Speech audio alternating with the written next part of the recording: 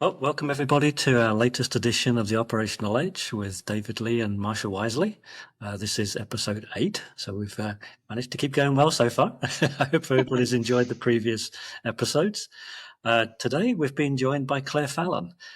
Claire is CEO and Executive Director of the International Society of Automation. So we're very glad to have her here today to talk a little bit about maybe her career, about the organizations that she's worked with, and some of the things that she sees in industry. So look forward to the conversation that we'll be having today. So welcome, Claire. Thank you. Awesome. Yeah, well, and thanks, David, for opening the podcast for us. Claire, would you mind just giving us maybe a little bit of an insight into your journey? Something that David and I always like to talk about is, automation is one of those fields that how everybody got here is sort of their own journey. There's not a lot of degrees specifically in it, right? There's a lot of double A's, chemies, all kinds of different backgrounds that got us here. So how did you end up in automation? Thank you. And thank you both for having me. I'm excited to be here with you on Operational Edge. So, how did I get here? Well, I have a degree in mechanical engineering and started off working for Bechtel at Savannah River Site in Aiken, South Carolina, and then wound up working for ASHRAE, the American Society of Refrigerating and Air Conditioning Engineers, and then American Society of Mechanical Engineers, and then I've wound up here. So, like you said, it's one of those journeys that nobody could ever plan. You don't go to college and say, I'm going to wind up working for fill in the blank of wherever any of us are working. But it's also one of those compilations, like a nice quilt. It's got a little piece of fabric from all your different, workplaces that have contributed to where I've landed today. Very cool. So I guess what in particular kind of got you interested in STEM from the beginning? What was what's your origin story? I think for me, it's easy to point to my dad is a mechanical engineer, and he was a PhD.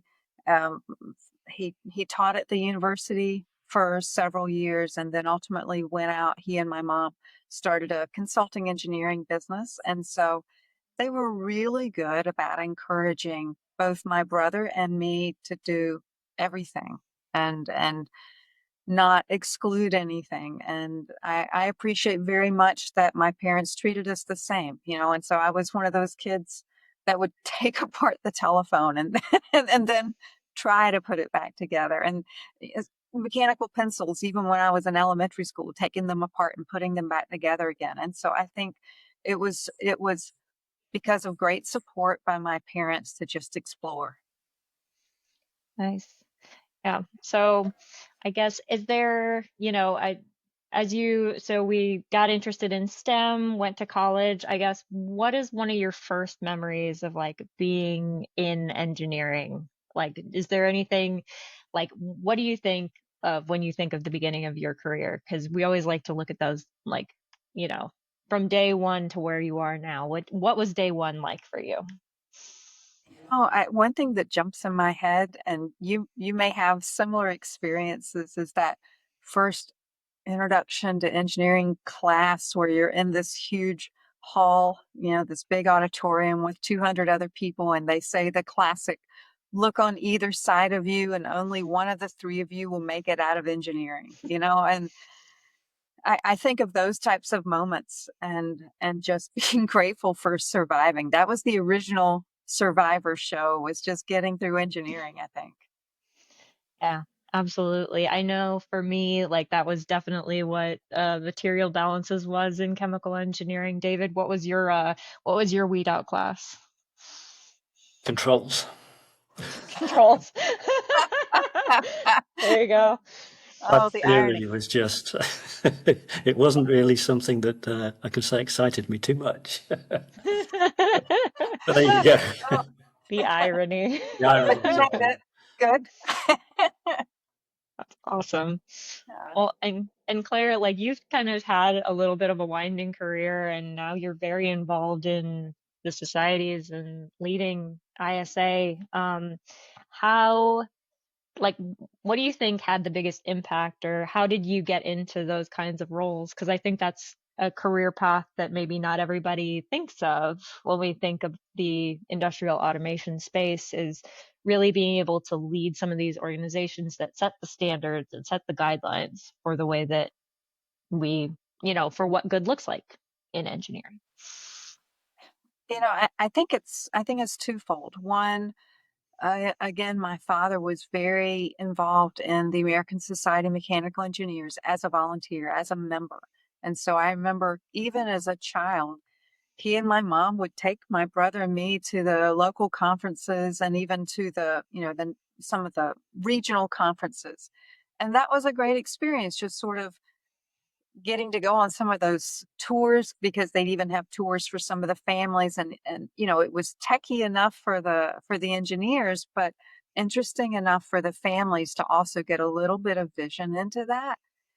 And then once I got into college, one of the professors actually invited me. He said, "Hey, you ought to come join the student section of ASME." And so I think it's that encouragement, and I think that's what it boils down for so many of us, to get more involved somewhere, is somebody just asking us, because maybe we either don't feel confident or don't realize that it's an open opportunity for us to get more involved, and frankly, for those of us engineers to learn some of those skills that we don't necessarily get when we're cranking through equations. Yeah. No, I think that's great. And something that I heard, because this last year was the first year that I went to the ISA conference, and something that they mentioned is like, well, once you are invited and kind of participate, like the raising your hand, right? I guess, do you feel like you've raised your hand and that's opened up doors for you? Because you've kind of moved around, whether it's, being on the vice chair of the board of directors for ANSI. You've been very involved in ASME, CEO of ISA, like through all of these paths, like how do you think you do you do you feel like you stepped up into those roles? I guess, how did you get those opportunities?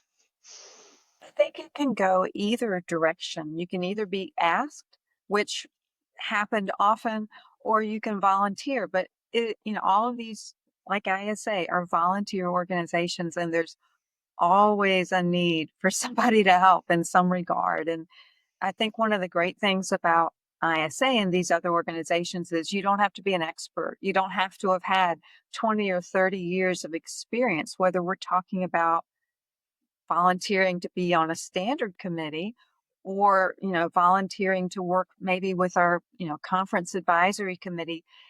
We just need people who are passionate about the industry, that want to help our colleagues and the automation industry succeed.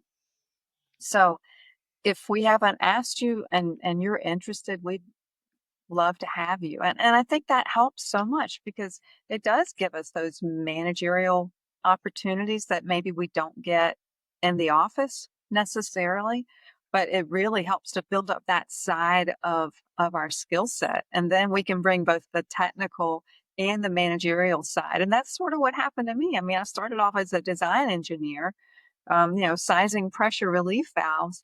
And look at where I am today. It's, quite a different path, and still built on the technical side of things. But I am so grateful for all that experience, like the type that we offer at ISA, that I wouldn't have gotten, as a fresh out of college engineer. Absolutely. I think for me, so I was very involved in the American Institute of Chemical Engineers when I was in college, and then when I graduated, just recently got involved in ISA. But yeah, I was definitely looking for those leadership opportunities, and yeah, there were plenty. And I think it really shaped, not only the opportunities that I had, but like figuring out what I wanted out of my career. Cause I think sometimes you have to hold those kind of positions to be like, do I want to be a people manager or not? Cause it's finding the right fit. David, from your experience in ISA, like, what do you think other than like the technical aspects, what do you think the biggest takeaways are for you? Over the years, things have changed. When I left college, I wasn't prepared half as well for um, either leadership or things like presentations or being part of meetings and all those things. I was never really prepared.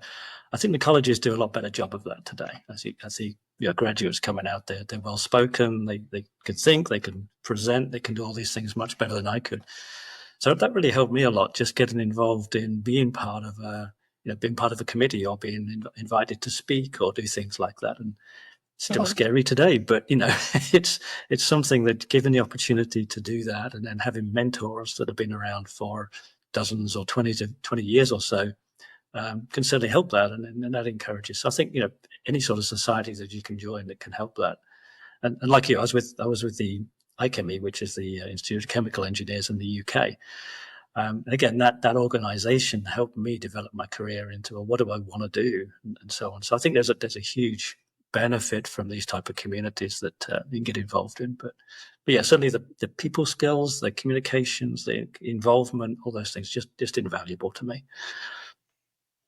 It's great having that network too of colleagues, because that's been so helpful for me all along the way. It's just being able to reach out to somebody in another company, in another organization, and saying, hey, I'm, really sorry to bother you, but I'm wondering if you've ever run into this. And 100% of the time, people are so helpful. That's one of the things I really loved about being involved at a volunteer organization. I walk in the door, I'm, I'm 27 years old at the time, and I'm sitting in as far back in the back of the room as I can. And I'm thinking, I'm looking around the room, and everybody in here is, like a world expert on something, and I don't have a clue about any of these things.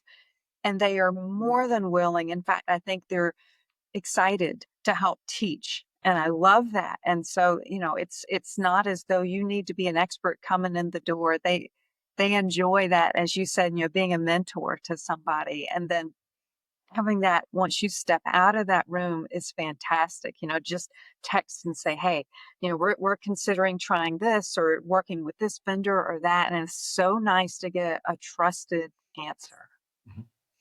Yeah, I love that. And I feel like in ISA, especially, like because we all kind of come from different backgrounds, there's that much more diversity of experience, and automation touches so many different things, whether it's cybersecurity or advanced control or the actual instrumentation in the field. Like, it's just such a broad topic that, like, we all probably need a little bit of help with some aspect of it, because David and I talked about this in the podcast after the ISA conference, but we were in a discussion where they were talking about, like, what you need to know as an industrial automation engineer today.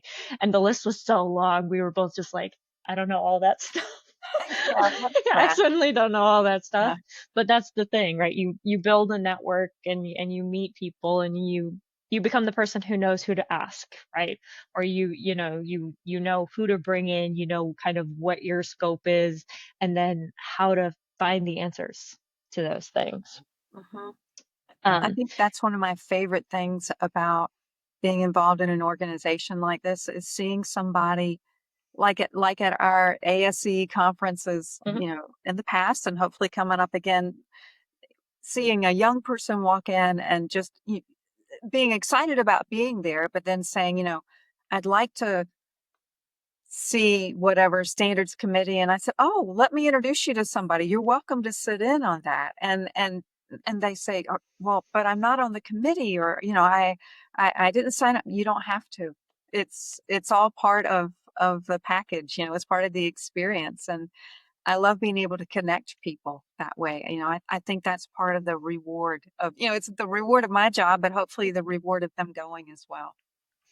Yeah, that's one of my favorite things I think about ISA. And then we can, obviously we're big fans, but it's just that like that you can get involved in the standards committee. Like, if you're if you're young and you want to learn, and there's areas that you're interested in, there are roles, regardless of what experience level you're at, to be involved in those things and to really help shape the direction of the industry, which is awesome. So. Getting people really young. We did an initiative with Kempid a few years back, where we had one of those events where people had to build an aeroplane with a rubber band, and we send them kits and do all those things. So even kids of in their tens, young teens, getting them involved, whether it's ISA or whatever organisation.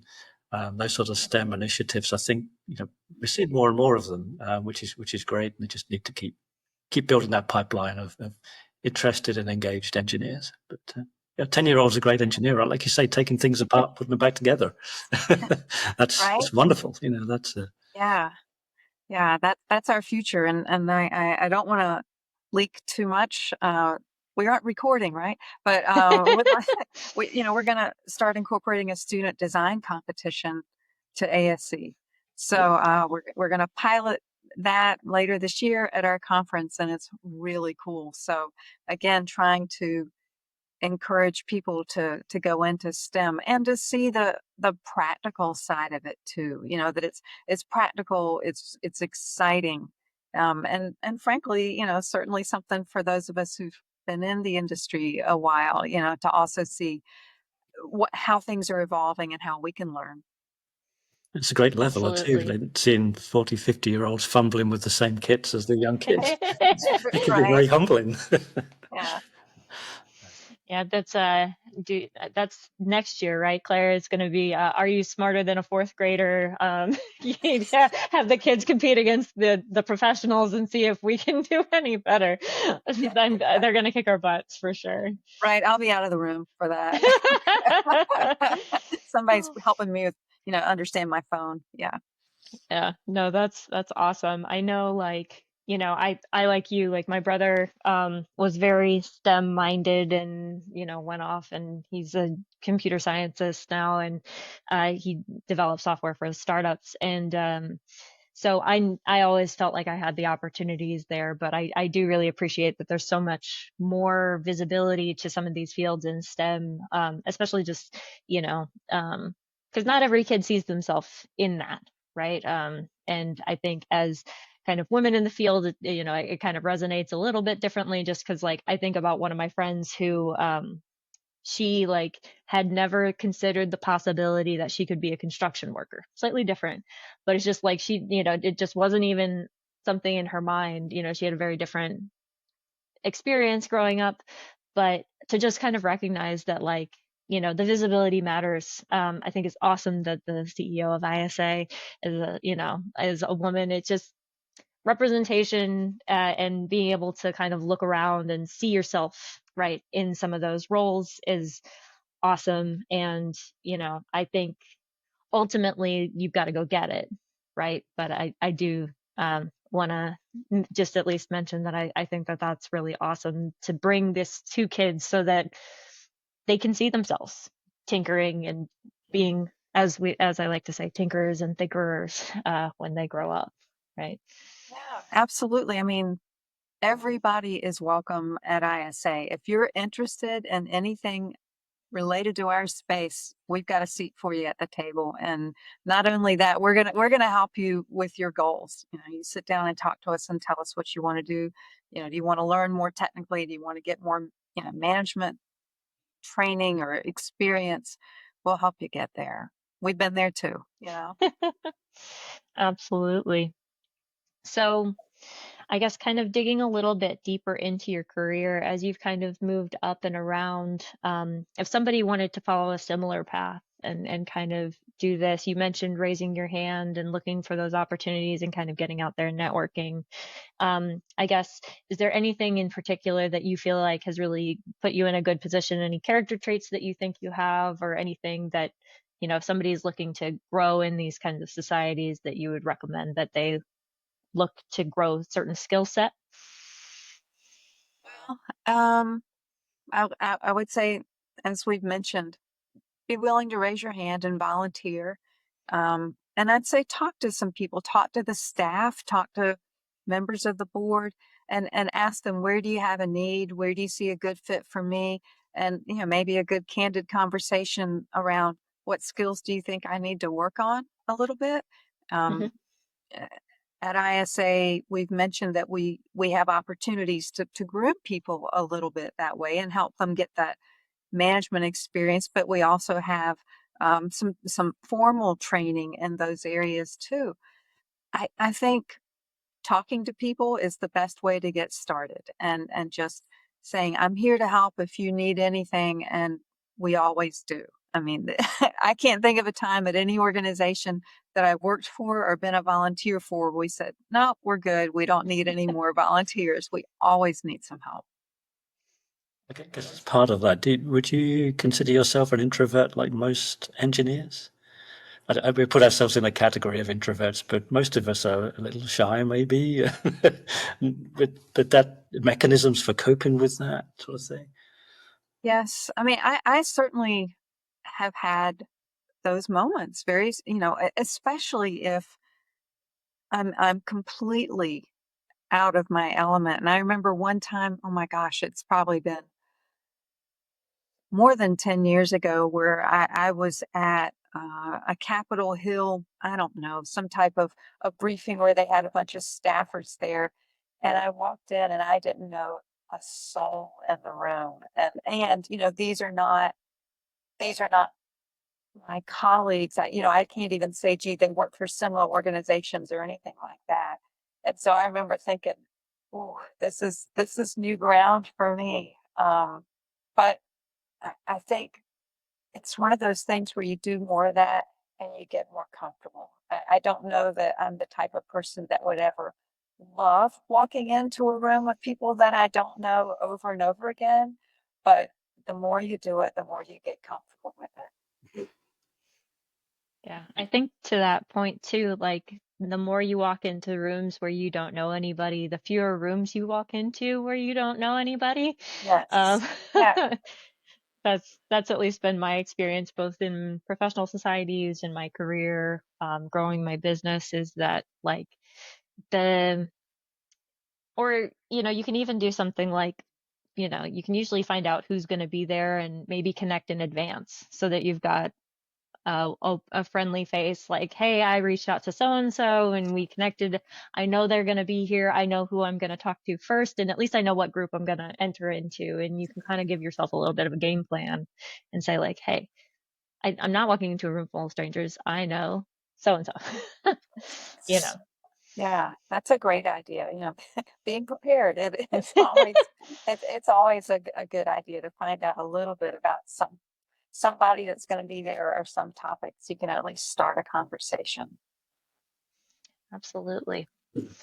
Last year you went through the same presenting at Emerson class, but Marshall and I both worked at Emerson, and they took you in a room for like 3 days on how to do presentation skills and all those things.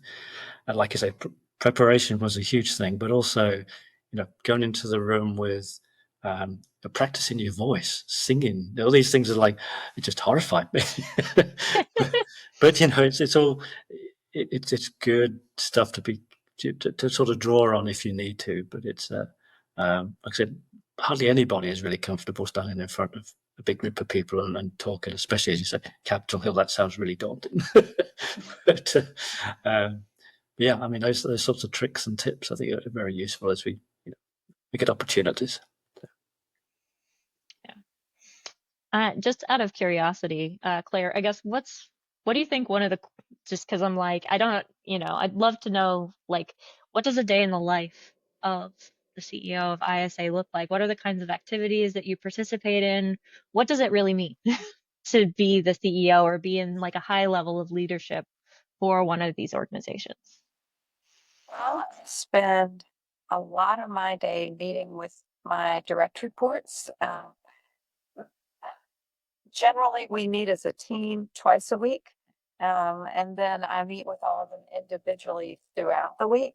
Just sort of a check-in, just to see how are things going, what are the major things you're working on, what are, any stumbling blocks. And to me, what's really important is how can I support you? That's my job. And I will say, as an engineer, I'm surprised at how much time I deal with legal issues. I certainly never saw that coming.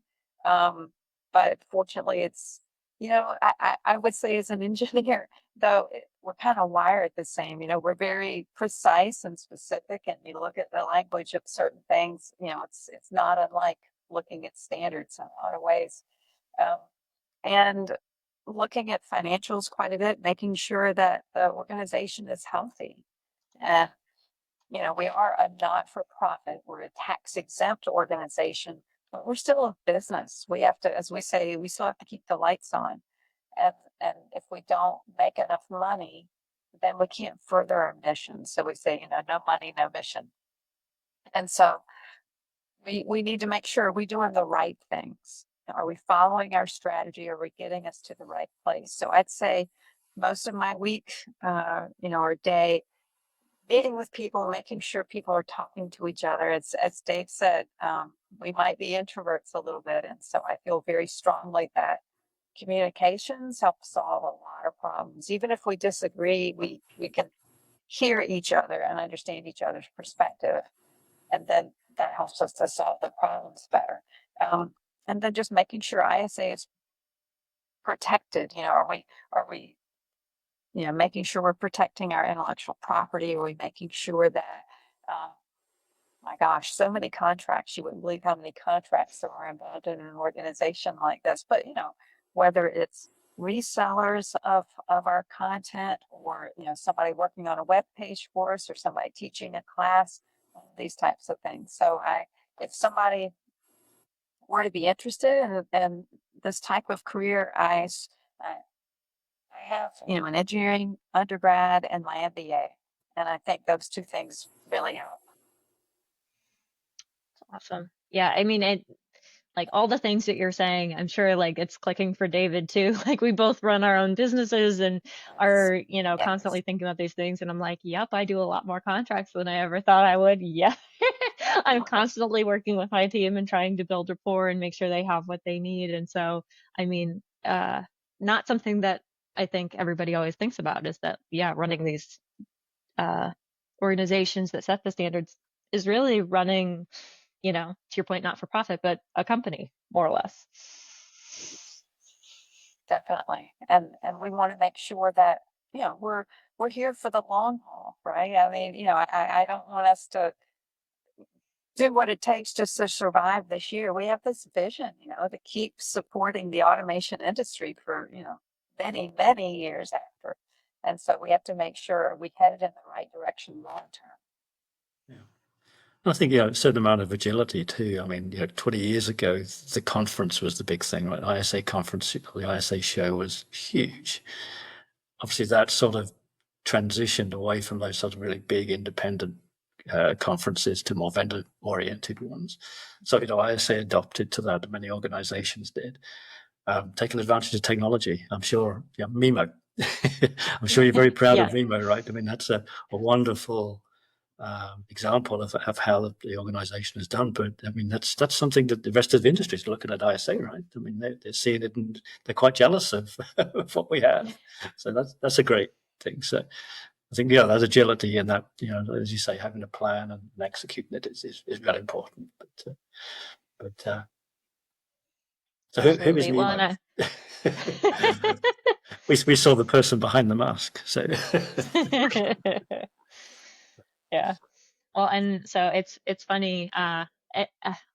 Just brag on Mimo a little bit. So like I talk a lot. So I'm doing some startup work myself, making some new technologies in the space. We'll probably do a different podcast on that.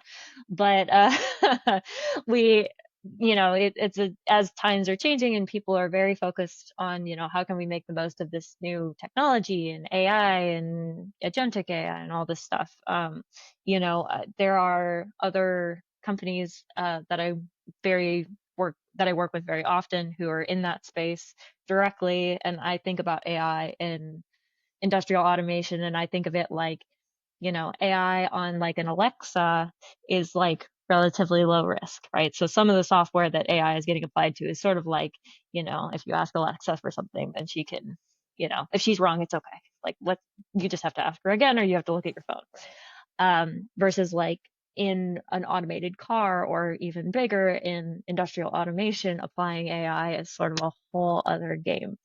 But I just do love that AI or that ISA took the initiative to look at this technology and go ahead and apply it. Like Mimo is one of my favorite applications. Like you guys are using a RAG and it's actually like pulling, the information is good. It's pointing you at the documents that it's recommending to you. So love that. I also would be curious, Claire, like when it comes to AI, you know, I'm sure that that's buzzing around in ISA. It's one of the things that I know is part of the current sort of outlook for the future. Any opinions or thoughts as far as how AI is going to shape industrial automation as we go forward? Yes, and you're exactly right. It it certainly is something we're talking about continuously. In fact, just had a conversation about an hour and a half ago about it, about how much we want or are comfortable with using AI other than Mimo for Yeah. us to do our work. And so that's an ongoing conversation. And you're right. I mean, one of the nice things about Mimo is it's trained on ISA content, so we can safely put all of our standards and all of that content in there so that when you or other users have questions about, does ISA have, standard on this, or how is this done? As you said, that you're getting, you know, the correct answer. I'd like to think, that it's Hmm. thorough and it points you to the source. So you, as the engineer, can also go and dig into it a little bit more because, I think, trust but verify. I always want to make sure I understand the full context, from which the answer was drawn. But then if I look at something outside of Nemo where you don't know who's put the content in there, you don't necessarily know the references and how reliable it is. Um, as an engineer, that makes me very nervous, because we're not just talking about, did I get the color of blue correct? We're talking about people's lives. And so I get very cautious when I think about, do I rely on that data? Um, I also, just again, back to the legal concerns, I also get very nervous if people have put our content, or frankly anybody else's content, into some other AI source. And I'd also extend that further to say I get nervous thinking about possibly using AI to develop content. I always, at this point, I always want to go back to human experts. We say automation depends on people. And so I love the idea of AI or any machines making our jobs easier or safer, but I never want to completely rely on it. I think we still have reasoning ability to do the check. Yeah. I love that it's, I think, yeah, the way that I kind of think about it is like AI is a great, perhaps, like it's a really great intern, but I still want the senior engineer to be Yes. the one that's making the decision and has the ownership, right? And is thinking about the impact of their choices, right? In pharma, sometimes that's a batches of life, in oil and gas, like these are in communities and we want to make sure that everything is safe. So yeah, a wonderful, wonderful intern. But always want to make sure that we're going back to uh, the trained experts who, are thinking about the real impact. Yeah. I think as you're looking forward to, I mean, if you look at AI and you think, well, how do we standardize AI? Could we come up with an ISA or ISME or whatever standard to say this is what AI or how it should be applied?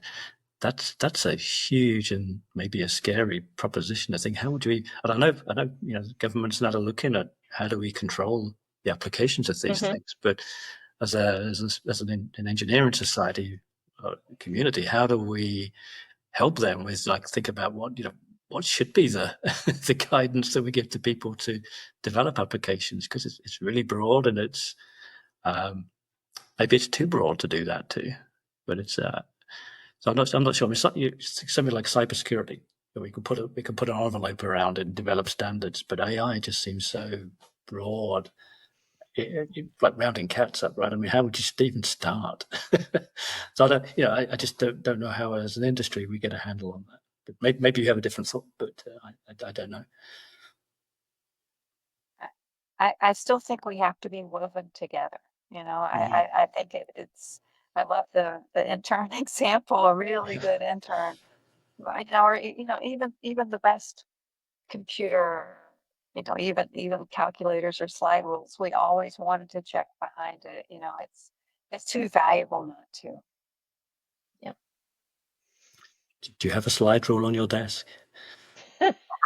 I don't have one on my desk, but I will confess that I did used to have one. I had to learn how to use one when I was in ninth grade, and my dad was thrilled.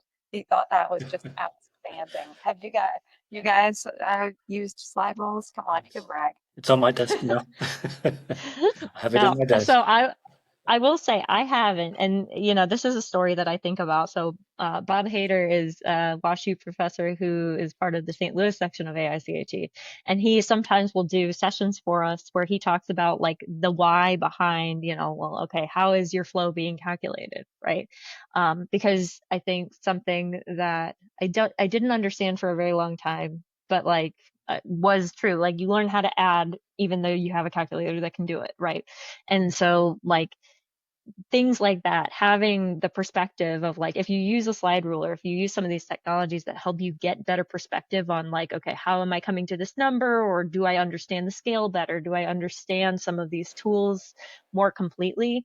It makes you a better engineer, right? It just makes you know and kind of have a better gut check, gives you a better gut to be able to say like, hey, I should dig into this deeper. And AI will never have used a slide rule. So Right. Yes. A rule of thumb. yeah, exactly. So a lot Awesome. of Well, engineers, so a lot of engineers still rely on calculators, right? Even though you've got it on yeah, your phone or on your computer, they'll have a that's calculator true. on their desk. It's Very, very true. All right. Well, I think we're coming up on time. Any last thoughts, Claire, before we let you go? I would say ISA welcomes anybody who's listening to this content. We'd love to have you explore our website, our conferences. We have 2 conferences coming up this year. And I'm happy for people to reach out to me and just say, hey, I'm interested in learning more about ISA, or if you're just interested in learning more about how do I get involved in general in my, respective area, because I think you will benefit by learning more from your peers, and ISA is one way to do it. We're a very welcoming group. We're a lot of fun, and we have a lot to offer, and we would also very much welcome the chance for people to be involved in our organization. Awesome. That's a great note for us to end on. Well, thank you, David and Claire, for joining us today. This has been yeah. a great conversation. And as always, thanks to our listeners, and we will catch you in the next episode of The Operational Edge.